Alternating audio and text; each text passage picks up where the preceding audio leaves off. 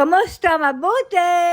For today's video. For today's video, ito yung unang beses na ihiga ko si Lola sa kanyang hospital bed dahil lumala yung kanyang sugat sa gilid ng kanyang hita kung saan lagi siyang nakatihaya. Nagkaroon nga si Lola ng sugat nung napakonfine siya sa hospital bago ako magbakasyon sa Pinas. At nung umalis ako ay halos mapagaling ko na at nung bumalik ulit ako ay nagkameron siya ng maliit na uka sa kanyang balat. Mga 1 linggo pa nga lamang pagdating ko galing bakasyon sa Pinas noon ay napagaling ko ulit pero dahil pasaway si Lola ay pinaalis niya yung plaster. Hanggang sa lumaki at lumala na nga yung kanyang sugat dahil ayaw niya magpalagay ng gasa na may plaster. At ayaw niya din tumagilid dun sa kabilang side kung saan wala siyang sugat. Mahirap nga pilitin si Lola dahil maayos pa ang kanyang isipan at kung ano nga yung kanyang gusto ay yun ang masusunod. Pati nga mismong nurse at doktor ay laging sinasabi sa kanya na tumagilid para hindi siya magkaroon ng sugat pero ang ending ay si Lola pa din ang masusunod. Kahit na nga dumadaing at umiiyak na nga sa sakit ay pasaway pa din at matigas ang ulo ni Lola. Kaya ayan ang sabi ko ay subukan niya kaya na humiga dyan para makasingaw yung kanyang sugat at mabilis matuyo. Ayaw nga ni Lola na tumagilid sa kama sa kanyang kwarto dahil nahihirapan siya dahil sa bigat ng kanyang katawan. At dyan nga sa hospital bed ay mabilis ko lamang siyang naiihiga at pati nga ang kanyang pagbangon ay hindi siya nahihirapan. Pero yun nga lamang ay hindi din makatagal dyan si Lola ng paghiga at ilang oras nga lamang ay nagpapalipat na siya sa kanyang kwarto. Napakahirap nga ni Lolang alagaan kapag may sugat siya sa hita bukod sa matagal gumaling ay napakapasaway nga din. Para talaga kay Lola yung hospital bed na yan ang kaso nga ay hindi siya komportable na humiga dyan at hindi siya makakilos ng ayos dahil maliit para sa kanya. Kaya ibinigay na lamang niya kay Nili at nagtitiis na lamang siya dun sa kanyang kutso na lubog na ang gitna. Mas magaganda pa nga yung kutso na nakikita ko na itinatapon sa labas kaysa sa kutso ni Lola. At ayun nga si Nilush na nakakatulong ko sa pag-asikaso kay Lola sa mga simpleng gawain katulad niyan sa pagbibigay ng tubig. Hindi naman maligalig si Lola kapag may nararamdaman ng kaso ay sobrang kulit at napakaiyakin din. At habang nakahiga nga si Lola sa salas ay sinamantala ko na din ang pagkakataon at dali-dali kong nilinis yung kanyang kwarto. Makalat nga lagi ang kanyang kama at pati nga mga balat ng gamot ay ayaw pang ipatapon. At minsan nga ipasimple ko na lamang kinukuha at itinatapon dahil kapag sinabi ko pa sa kanya ay magagalit siya kapag kinuha ko. Kapag tumatanda na nga ay nagiging mag-aantik na at pati nga yung mga bagay na patapon na ay iniipon pa at itinatago.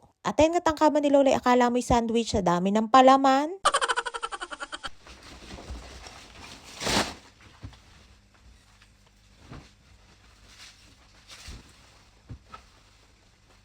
Buti na nga ngayon at iba-iba na ang kwarto ni Lola dahil nung bago pa lamang ako sa kanila ay parang tambakan ng basura ang kanyang kwarto. Hanggang sa paunti-unti ko nga ding naalis at naitapon ang mga hindi na kailangan. Kahit nga mga gamot na expired na at mga dyaryo na dekada na ang lumipas sa sobrang luma ay ayaw pang ipatapon at iniipon. At ayun nga patapos ko na lagyan ng bedsheet at nilalagyan ko nga din ng towel kung saan ko inilalagay ang tray ni Lola na may lamang pagkain at mga inumin. Inilagay ko na nga din yung rubber mat na binili ko sa Pinas para kapag nabasa ay hindi tatago sa ilalim ng kama. Kung kanina nga ay parang sandwich ang kama ni Lola sa dami ng palaman ay ngayon naman ay parang sapin-sapin sa dami ng sapin sa kama.